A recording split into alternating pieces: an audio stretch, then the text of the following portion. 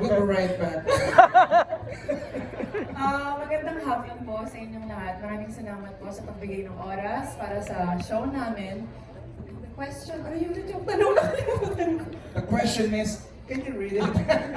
You've done action roles before. What new side of you will audiences see in Task Force Fire?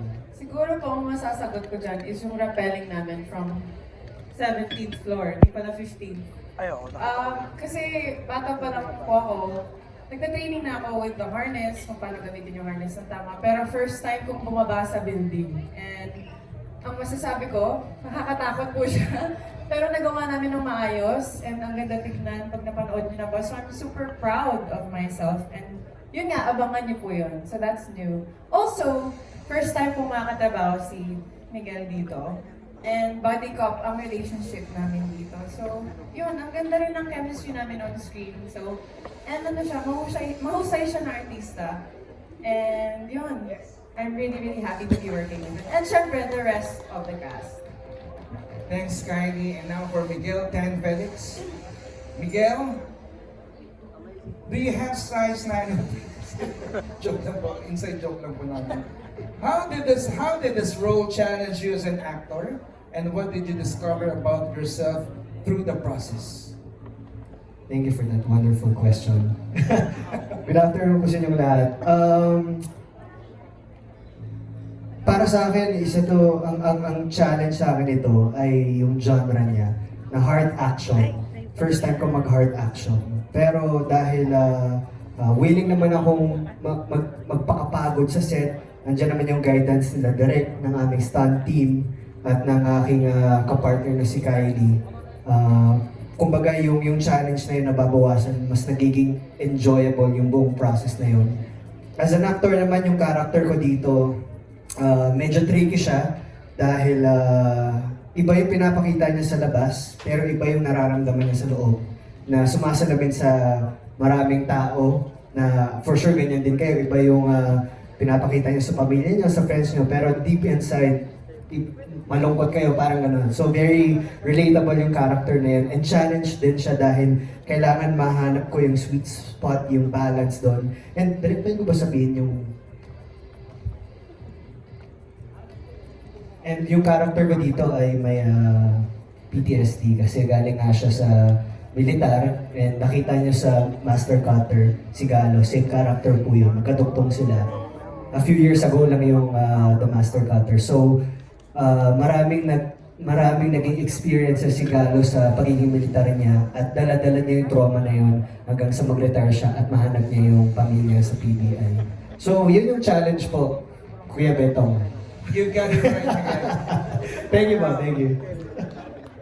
Kasi pinag-uusapan namin dito kanina PTSD. So, PTSD is post-traumatic. We'll be right back. Malalaki na po tayo mga kaibigan. And the next question will be coming from Chad Rosete of Manila Feed. This is for Buboy and Jack. What makes Firewall timely and important for Filipino audiences today? Any realization or lesson learned while filming the show? Please answer it in English form. Just Buboy, did you understand the question? Would you like me to repeat it? How about you? I'm just Did you reading. understand it? I'm just reading. Okay. Can you repeat the question, please? Sabi ko na nga ba. Feeling ko talaga tayo nawawala ng tatay dito. What makes Firewall timely and important for Filipino audiences today? Any realization or lesson learned while filming the show? Well, nakakatuwa po dahil nga ngayon ay ayoko yung word na sinasakop eh. Hindi naman siya word na sinasakop. Kumbaga, yung mundo po ngayon ay punong-puno na po talaga ng technology at hindi na po natin may kakaila na panahon na po nito na mga anak po Sa natin. cellphone na lang. Nasa cellphone na lang. Thank you for that cheat. Anyways po. So, maganda po yung firewall na ito dahil like sinasabi ko po kanina, ang firewall ay gusto ko po talaga matuto. Bakit gusto ko po matuto? Kasi ang dami na po nangyaring scams, ang dami na po nangyaring mga savings natin nawala dahil sa isang pindot lamang ng mga masamang tao na yan na pagsasamantalahan na yung mga, alam mo yun, yung savings natin. So, malaking aral ito para sa mga lolo't lola natin. Of course, bilang isang anak, apo, na papayuhan ko yung mga mas nakakaedad sa akin na ito po yung understanding namin sa cybercrime or sa mundo ng internet.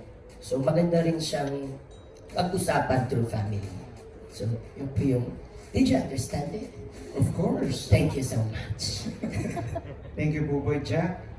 Yes, ngayong digital age, napapanood talaga itong Task Force Firewall because lahat ngayon nakatutok na sa cellphone, sa internet, sa social media, and dyan nakakita ng opportunity yung mga scammers. So, hindi nabibigyan ng pansin para sa akin masyado yung social media na yung mga nang-scam at nakakuha na ng pera, kagaya na sinabi ni Buboy. So, tinahin namin dito about yung swap, yung mga scandal, mga sexploitation, mga, ano pa ba, marami ba yung mga na-spoil, pero lahat ng tungkol sa cybercrime na tinututukan ng PBI, PBI ang tawag sa amin dito sa show, yun yung pinakita namin sa mga tao. Learnings dito, of course, yung huwag tayo magbigay ng OTP, lagi yan. Kahit sino. Kasi meron yan sa panahon ngayon, kahit yung mismong bangon nagbibigay sa atin ng billing, credit card na experience Sila yan. mismo yung nag-text. Oo, sila mismo yung nagte-text and minsan na-encounter ko yan, tinanong ko sa teller ko kung totoo ba yan. Sabi, huwag ka mag-click dun sa link kasi Yes. napapasok na rin pala ng mga scammer Yes. yung mga ginagamit ng mga bangko. Ngayon, nakalagay doon, may expired na in just 3 days, yung 6,500. Points, Sure, mga points, mga points, redeemable points. Huwag po kayo mag-click dyan. Huwag po kayo magbibigay ng OTP. At i-aware na rin natin yung mga family natin, loved ones, about that. Para na hindi lang tayo yung napoprotektan, pati rin yung mga malan sa buhay. Yan lang po. At dahil sa sinabi ni Jack, let's all watch this. Ay, wala pala. Hindi, totoo yan, yung mga OTP nga, yung mga mag-expire na yung points mo. Wala naman akong ganung bangko, pero tinetext ako ng ganung bangko. Hindi ko syempre wala mga ganung bangko talaga. Pero anyway, maraming salamat po po yung Jack. Thank you. Our next question will be coming from Jasper Valdez of Manila Standard for our director's spot. Why was it important to immerse the cast in real-world military training rather than relying solely on choreographed action? At ano po ang mensahe gusto niyong maiuwi ng viewers tungkol sa cybercrime at digital threats? Direk?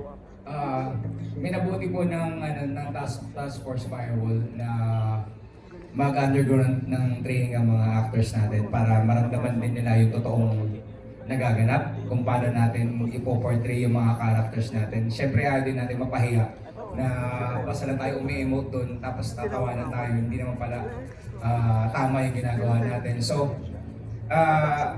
at sa tulong din nila ni si John Vic, siya yung ano namin eh. Si John Vic, okay naman dyan. Siya ang consultant din sa hawak ng tama ng mga baril at kung paano din paano nagka-assault ang mga agents natin. So, lahat ng mapapanood nyo dyan, legit yan. Kung ano yung makikita nyo, yun talaga yung nagaganap sa totoong buhay. And yung Task Force Firewall, sorry, Beto, yung second question, part naman. Ano po ang mensahe gusto niyong maiuwi ng viewers tungkol sa cybercrime and digital threats? Sa panahon ngayon, napakarami ng paghihirap na pinagdadaanan natin. Hindi lang sa Pilipinas, sa buong mundo. Una, yung gas, gera, taas ng bilihin. Sobrang hirap na ng pinagdadaanan natin, kahit naman sino eh. Di ba? Nagtitipid tayo. Tapos yung pag-asa ng tao na gustong guminhawa, tapos nai-scam pa. So yun yung mas masakit doon. Kaya itong Task Force Firewall, we're hoping, we're praying na through this show, may pakita natin yung heroes. What we need now are heroes. Para nang sa ganun, may inspire yung mga tao na, dahil sa Task Force Firewall, hindi na tayo maluloko. Dahil sa Task Force Firewall, yung mga scammers na yan, hindi na sila magkakaroon ng chance. So, yun, napakaganda. Timely talaga yung show para sa pinagdadaanan natin ngayon. Yun po. Thank you. Thank you, Direk. Direk, Rico? Gusto lang magpasalamat sa cast. Napaka-hardworking nila lahat, pati yung crew. Parang from the first day of taping namin, parang sinabi namin na collaborative yung team. So, nakakatuwa na sila din nag-iisip ng kanilang character. At napakapasalamat dito ako sa mga creatives namin. Kasi napaka-supportive nila kasi talagang very collaborative sila mag-isip. Salamat kay Miss Ali at sa aming EP na Joy, si Miss Joy. Yun lang gusto kong salamat. Thank you, Direk. At Direk, kanina pa lang, ang tindi nung nagulat lahat, no? Nagulat mo ba kayo? Ako rin nung nagulat. Pinaano ako eh. Host mo ako. Pinaluhod ako ni Kuya. Kinatindis. Ang hirap kumita, no?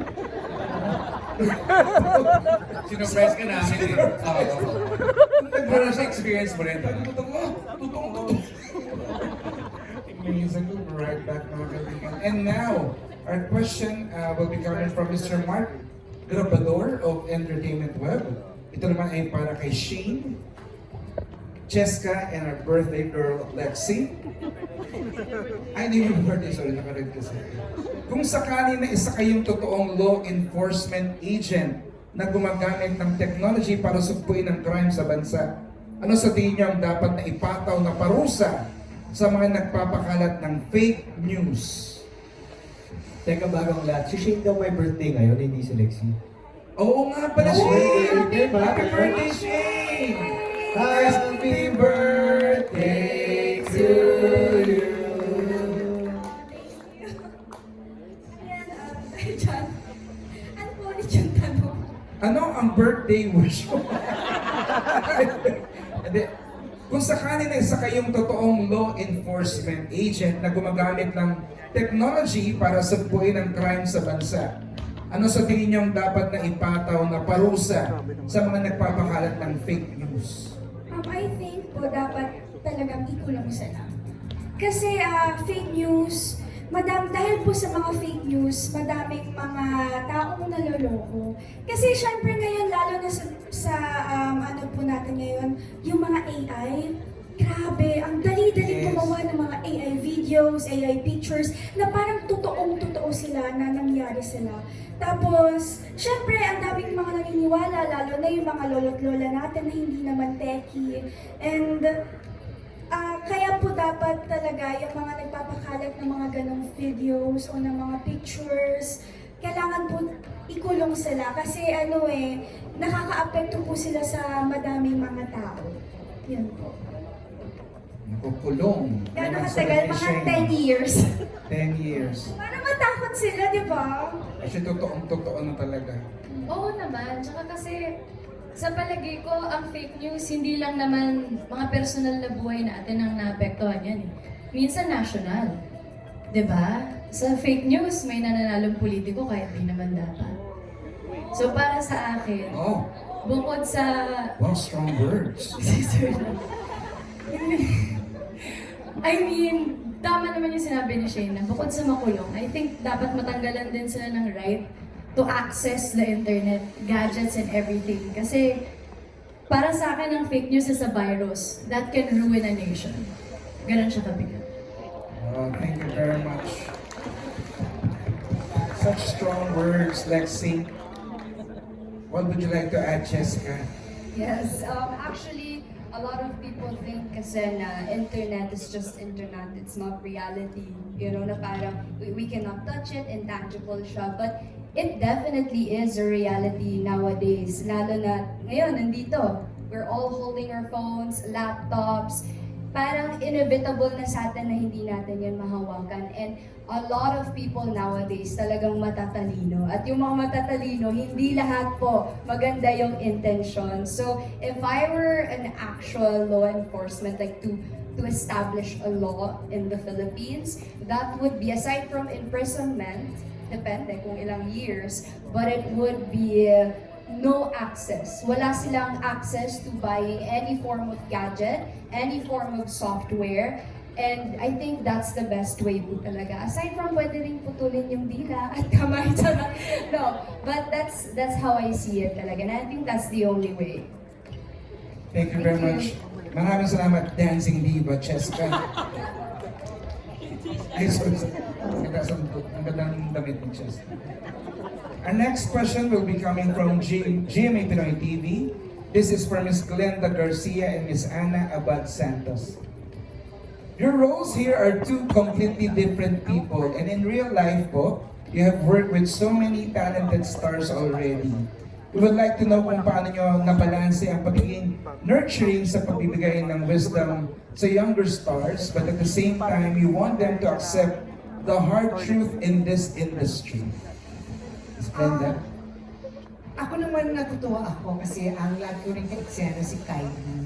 Tsaka alam naman natin talaga na si Kylie, every time na dumarating siya sa set, prepared talaga. Alam niya, memorize niya yung linya niya, alam niya yung attacking gagawin niya, at kung ano man yung parang hindi siya mahihiya na pag-ask sa akin ng pabor, halimbawa na Tita Glenda, ano ba sa palagay mo? O may collaboration kaming dalawa, kung paano namin aatakihin yung eksena namin. Kaya ako natutuwa. At syempre, si Miguel, nakatrabaho ko niyan dati at alam naman na natin kung gaano siya kagaling na artista. At lahat sila, alam ko, na mahuhusay. Kaya sila nandito sa industriyang ito. Ayun lang, tulungan din lang talaga. At dapat talaga hindi rin mahihiya na mag-ask din ng help sa mga senior stars kung kailangan talaga ng tulong. At ako naman laging nandito para... Parang ako, sorry. Malapit ako maging senior. Sorry. Ayun. Lagi akong pwede magbigay ng tulong, ng advices sa kanila. Yun lang po.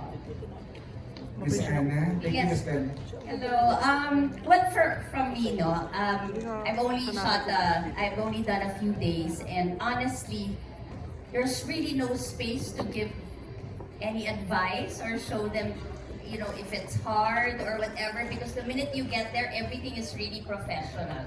Talaga pagdating ko doon, makeup, and then it's time to go, and everyone talaga has something to put on the table. It was really, I've only shot a few days, but Direct Rico and the cast, it's been amazing. Kyrie's wonderful, Dom, Alan, so Cheska, I've only shot a few days, pero ang galing ng scenes, and I'm so looking forward to shooting more. Thank you. Thank you, Ms. Ana. Our next question will be coming from Ms. G. Triniana of Business Malaya and Mr. Mark Trabador of Entertainment Web. And the question is for Mr. Dominic and Mr. Allen. Sa panahon ngayon kung saan halos lahat ay konektado sa internet, social media at smartphones, dumarami rin ng mga banta tulad ng online scams, identity theft, hacking, cyber extortion, and digital fraud.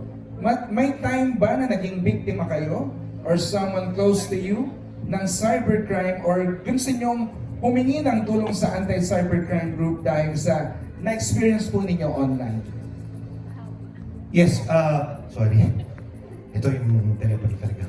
Magandang hapon po sa inyo lahat. Maraming salamat for giving us time, giving time para po sa amin. And I'd like to congratulate yung production po, ang buong team, ang buong cast. Napakaganda. Kinilig ako nung napanood ko kanina yung vlog natin. Panikilig? Ganun. Anyway, yes, I personally experienced it noong 2020. Hindi ko makalimutan yun kasi it was January 2020, credit card fraud, it was 60,000. And then, yung wife ko naman 2021, yung ganyang sistema na yung phishing, they text you from a trusted bank or trusted phone number. Tapos parang minamadali ka ibigay yung ganyan, you have to transfer money. It was around 230,000. And at the end of the day, we ended up the whole day calling people, going to the police station. We even went to Camp Crame, NBI, and nothing happened. So nung nalaman ko na I'll be doing this, medyo kinilig ulit ako. Kasi bandang huli, at the end of the day, small time pa lang kasi itong scam. Marami pang malalim na when we talk about cybercrime, mas marami pang malalaking organisasyon abroad. And they target marami talagang tao, hindi lang yung pera, hindi lang yung mga bangko, hindi lang pera natin. It's small time lang tayo. So, yun lang. We personally experienced that. I personally experienced it. And gaya nga ng sinabi kanina ni Direk, mahirap eh. Pinaghirapan natin itong pera. Hindi naman natin ito nananakaw. And we value the money. Huwag tayo magpapaloko. And I guess this is, besides entertainment, ang main purpose of this show is to let the people know, to be aware na mag-iingat tayo. Huwag tayo magpapadala. Marami. Hindi lang dito. Pati sa probinsya, madaling lokohin. Kami nga, naloko. Paano pa yung iba? So, ingat po tayo. Huwag magbibigay ng OTP pag hindi natin pinagkakatiwalaan. Gut feel natin. Ikaw, Sir Dom, Sir Allen? Sinabi mo na lahat ng sasabihin ko. Hello po, marami.